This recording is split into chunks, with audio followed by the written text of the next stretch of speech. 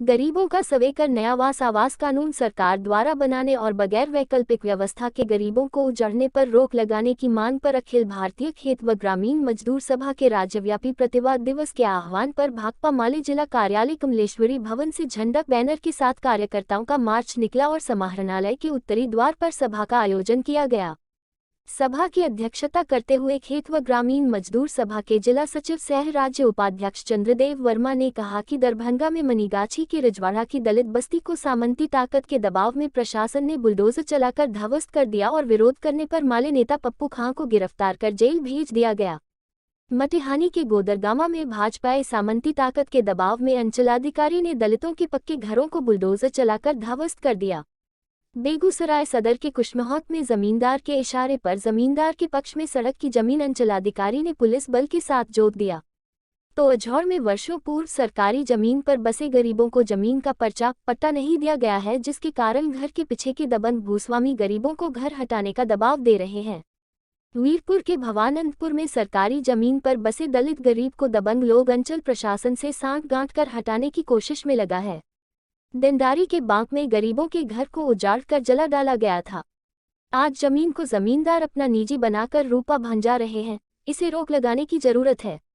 सभा को संबोधित करते हुए माले नेता नवल किशोर ने कहा कि सरकार जरूर महागठबंधन की बन गई है, लेकिन भाजपा सामंती ताकतों और प्रशासनिक गठजोड़ इस कदर बन चुका है कि सामंती ताकतों के दबाव में गरीबों के घर पर बुलडोजर चलाया जा रहा है। इस पर रोक लगनी चाहिए।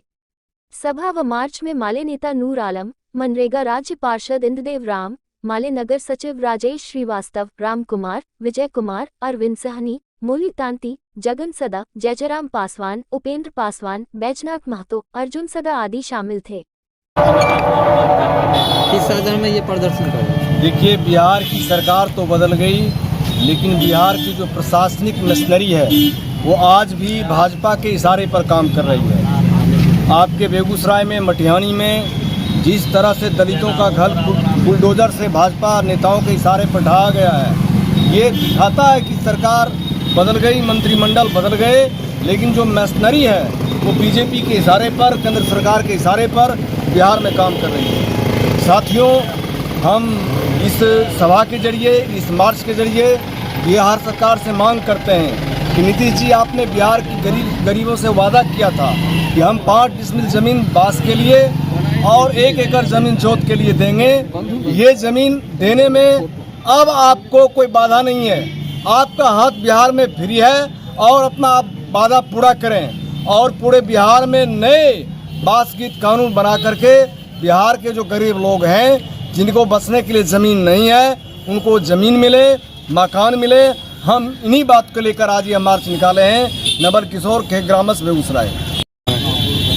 आज यह प्रदर्शन हमारा पूरे बिहार के हर एक ज़िले में आयोजित है, इस बात को लेकर के जो गरीबों के ऊपर ये जुल्म ढाया जा रहा है। प्रशासनिक ताकत जो है पूरे बिहार का सामंती ताकतों से के मेल जोल से वो गरीबों के घरों को उजाड़ रहा है।